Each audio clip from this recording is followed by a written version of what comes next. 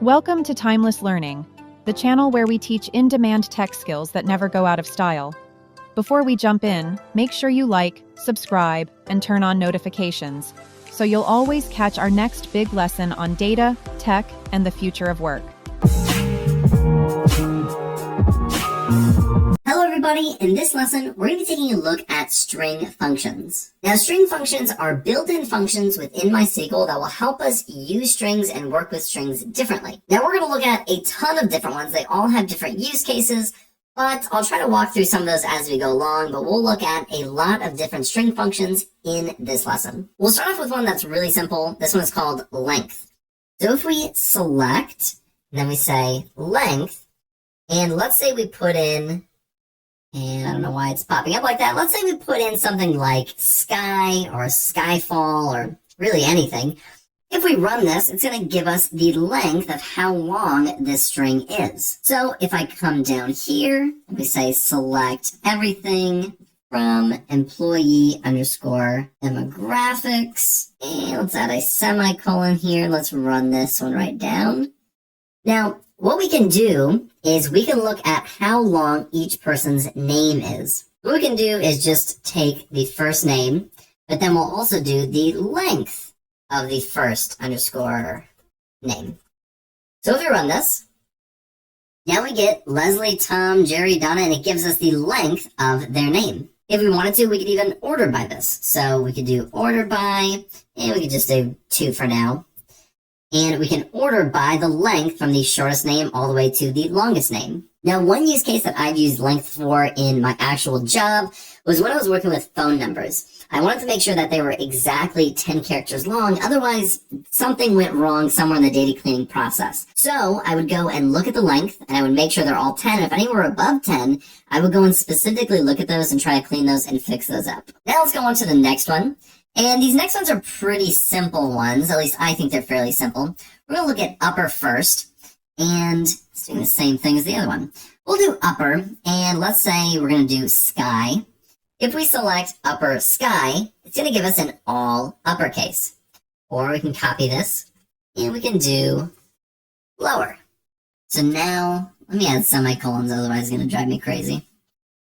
Let's try this lower now. It's going to do all lower, even if I make it all capital. So if I say all capital sky, it's going to make it all lower. So if we come back up, let's copy this. And instead of doing the length, now we'll do upper. Let's go ahead and select this. So we have Leslie, and then we have the upper first name, so upper all case Leslie. Now this is actually really good. This is really helpful, especially with standardization, is what I found a great use case for it. Because sometimes it'll be all capital Tom, and sometimes I'll put it in as T, lowercase om.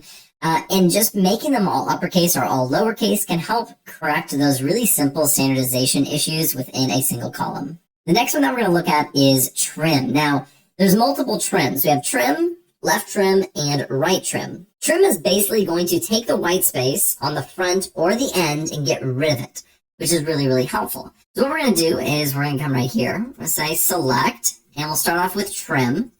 And let me add a semicolon every time.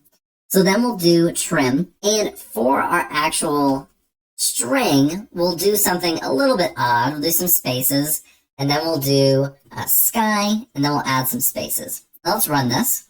And add our semicolon. That's going to be the end of me in this lesson. Just adding semicolons. Now, it fixes it completely. Now, what if we don't add sky at all? Just keep it like this.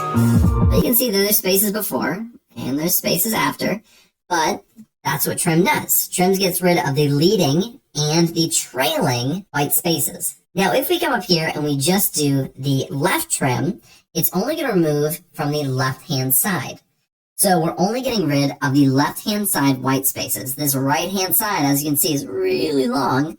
It's still there. And if we do our trim, we go ahead and run this one. It gets rid of the white space on this side, but it doesn't get rid of the left space on this side. Now let's keep going. We have a lot to cover still. We're going to move on to what I think is probably my most favorite string function, if I'm allowed to have a favorite string function. And that's SUBSTRING, but I'm going to kind of work us into SUBSTRING a little bit by looking at 2 smaller functions, which is left and right. So let's select everything, and we'll do that from the employee demographics again. Let's add our semicolon. Now I'm going to run this. Now I want to get the first name, and I'm going to do left of the first underscore name, just like this. Now, when you're using this, there's actually going to be an error. Let's see if I highlight over this, if it'll tell me what the error is. It says the parentheses is not a valid position. They're expecting something else. And basically what they're telling us is that this is not how it should be written. We're looking for a different value. And that different value is actually a number. We're going to do comma, and let's do 4. That's what it was looking for. It didn't want this at the end. It needed this comma 4. And what we're actually specifying is how many characters from the left-hand side do we want to select.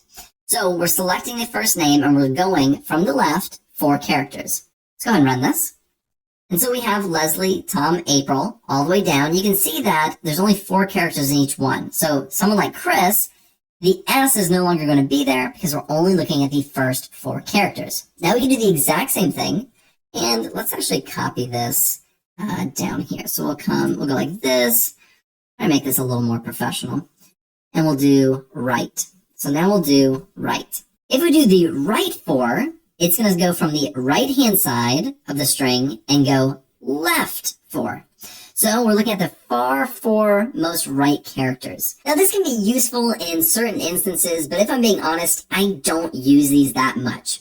For the most part, I'm pretty addicted to using substrings. I love substrings. I think they're fantastic. And let's look at substrings like this. So a substring is going to allow us to do a few different things. Let's do first underscore name. The second thing that we put within this function is the position that we want to start at. So let's say we want to start at the 3rd position, and then we specify how many characters we want to go. So with this, we specified 4, but let's just do 2. So now we're going to the 3rd position, and we're going over to the right 2 characters. Let's go ahead and run this. So with Leslie, we get SL. So we go 1, 2, and 3. We start at the 3rd position, and then we take 2 characters, the S and the L. I have found this one to be extremely useful. Let's take this for example. Let's do comma. Let's do birth underscore date, and let's run this. I'm keeping everything in here, although it might be a bit much. But let's say we have this birth date, and this middle column is the month. And we're running some, query. We want to find the month that everyone is born.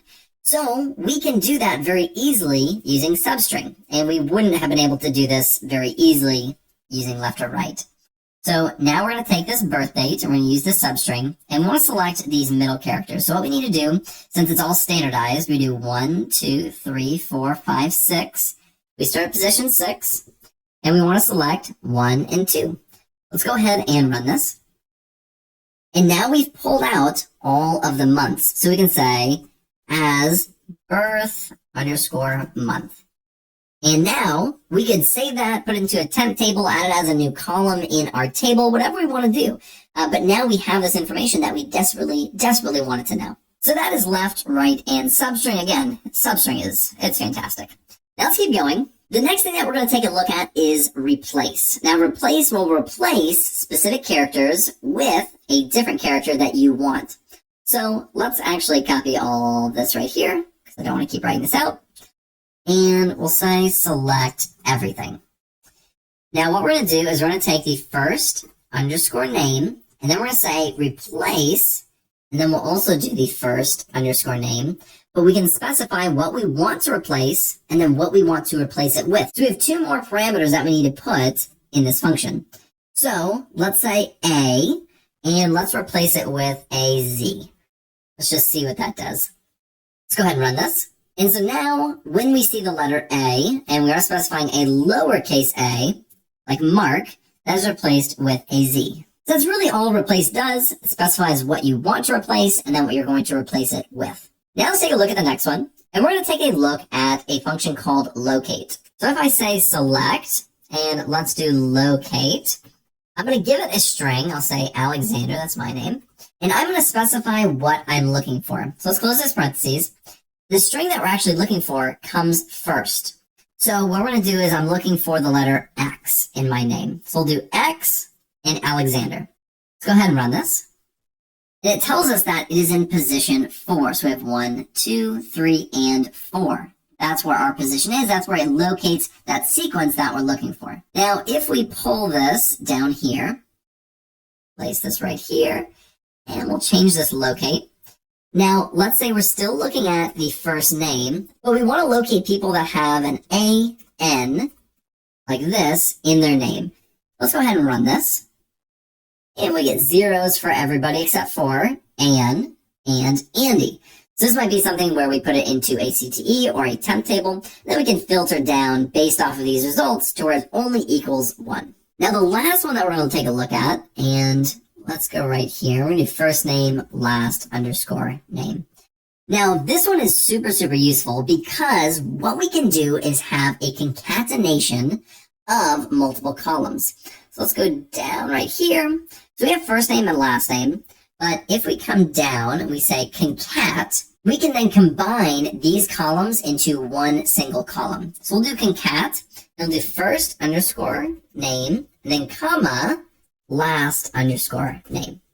And if we run this, it's going to be Leslie and Nope combined into Leslie Nope. Now this doesn't look perfect, right? We don't want it to look like that. All we have to do is come in here, and we could do a little space. So a lot of space in there. And if we run that, now we have Leslie and Nope, and we can call this as full underscore name. And this is something that I've done a million times in my real job, where there's multiple columns, we want to create one column out of it, or take 2 columns and create 1 column. Happens all the time. So this concat is really, really helpful to combine those columns really quickly. So that is all we're going to take a look at in this string functions lesson. In my full course you can find in the description below, I also have lessons on numeric functions, date and time functions, converting different data types, all in the functions module. Thanks for watching. If you found this helpful, please like, comment, and share this video with someone who's learning too. Don't forget to subscribe and tap the bell icon so you never miss another skill-packed lesson from Timeless Learning. Remember, the best investment you can make is in your own knowledge. Keep learning because growth is timeless.